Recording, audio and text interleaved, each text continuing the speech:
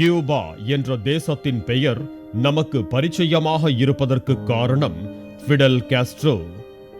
Castro ஒரு பிறவி புரட்சியாளர்.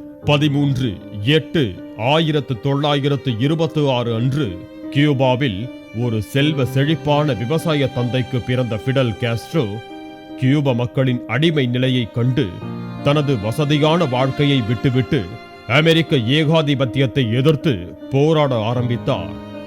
அமெரிக்காவின் பல பெரு முதலாளிகள் கியூபாவில் கால் பதித்து கியூப நாட்டு அரசின் துணையுடன் அங்கு தொழில் செய்து கியூப நாட்டு மக்களையும் அதன் செல்வத்தையும் சுரண்டி கொண்டிருந்தனர். இதனை கண்டு கொதித்தெழுந்த ஃபிடல் காஸ்ட்ரோ கியூபாவின் அரசிற்கு எதிராக போராட்டத்தில் குதித்தார்.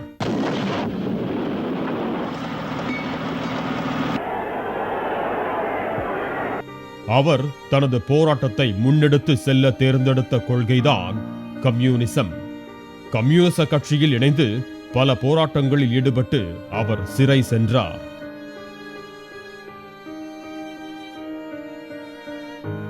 பின்னர் மெக்சிகோவுக்கு தப்பிச் சென்ற காஸ்ட்ரோ அங்கிருந்தபடியே சேகுவேராவுடன் இணைந்து கியூபாவில் புரட்சியை தூண்டினார்கள்.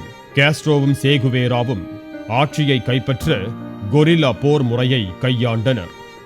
தொடர் போராட்டத்தின் விளைவாக 1959 ஆண்டு புல்ஜன்சியோ பாட்டிஸ்டாவின் ஆட்சியை வீழ்த்தி தலைமை அமைச்சராக பொறுப்பேற்றார்.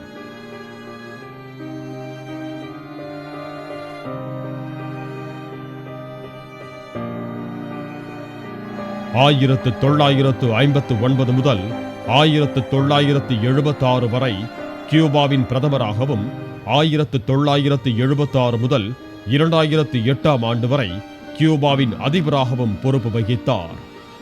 ஃபிடல் காஸ்ட்ரோ ஆட்சிக்கு வந்ததும் கியூபாவில் இலவச கல்வியை அறிமுகப்படுத்தினார்.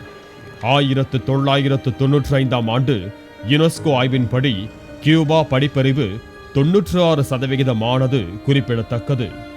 கியூபாவில் தொழில்நுட்பத் துறையில் பணிபுரியும் 60% பேர் பெண்கள் என்பதும் குறிப்பிடத்தக்கது. மருத்துவத் துறையில் கியூபா உயர்வு பெற காஸ்ட்ரோ காரணமாவார். இந்தியா உள்ளிட்ட பல நாடுகளும் கியூபாவிலிருந்து மருந்துகளை இறக்குமதி செய்கின்றன.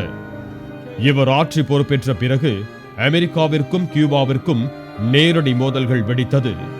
முதலில் காஸ்ட்ரோவை அமெரிக்கா தனது பக்கம் இழுக்க நினைத்து திட்டங்களை தீட்டியது. ஆனால் அதனுடைய திட்டங்கள் அனைத்தும் தோல்வியில் முடிந்தன. கியூபாவின் வளங்கள் அனைத்தும் கியூப மக்களுக்கே சொந்தம் என காஸ்ட்ரோ அறிவித்தார். மேலும் கியூபாவில் உள்ள தொழிற்சாலைகள் அனைத்தையும் பொது உடைமையாக அறிவித்தார் காஸ்ட்ரோ. இதனால் கடும் கோபம் கொண்ட அமெரிக்கா கியூபாவின் மீது பொருளாதார தடை விதித்தது. கியூபாவில் தயாரிக்கப்பட்ட பொருட்கள் அனைத்தும் தேங்கும் நிலை ஏற்பட்டது. அப்பொழுது ஃபிடல் காஸ்ட்ரோவுக்கு கை கொடுத்தது ரஷ்யா. கியூபாவின் பொருட்களை ரஷ்யா இறக்குமதி செய்ய ஒப்புக்கொண்டது. இதனால் அமெரிக்க நிறுவனங்கள் வெகுவாக பாதிக்கப்பட்டன. எனவே காஸ்ட்ரோவை கொலை செய்ய அமெரிக்காவின் CIA அமைப்பு தீவிரமாக செயல்பட்டது.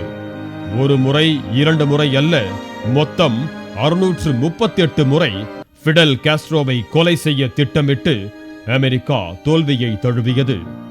ஃபிடல் காஸ்ட்ரோவுக்கு விஷம் கொடுப்பது, ரசாயனம் தெளிப்பது, குண்டு போடுவது, துப்பாக்கியால் சுட்டு கொல்வது, சுருட்டில் விஷம் தடவுவது, விபத்து ஏற்படுத்துவது, விஷமாத்திரை கொடுப்பது என பல முயற்சிகளை மேற்கொண்டது. ஃபிடல் காஸ்ட்ரோவை கியூபாவில் உள்ள மாஃபியா கும்பலை வைத்து கொல்ல அமெரிக்கா முடிவு செய்தது. ஆனால் அந்த முயற்சியும் தோல்வியில் முடிந்தது. அவரது காலணியில் விஷ ரசாயனத்தை தெளிக்கவும் விமான விபத்தை ஏற்படுத்தி கொல்லவும் CIA முயற்சித்தது.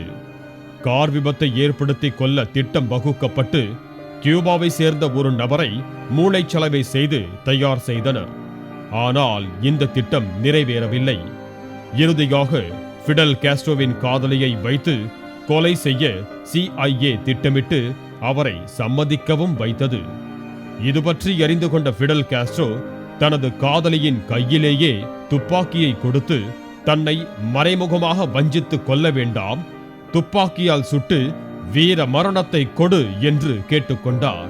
துப்பாக்கியை வீசி எறிந்து கதறி எழுதார் அவரது காதலி. இப்படி 638 முறை அமெரிக்காவின் கொலை முயற்சியிலிருந்து தப்பி பிழைத்த காஸ்ட்ரோவை இப்போது காலம் கவர்ந்து சென்றுள்ளது. ஆனாலும் காலங்களை வென்ற தமது சாதனைகளால் மக்கள் மனதில் என்றும் நிலைத்திருப்பார் ஃபிடெல் காஸ்ட்ரோ.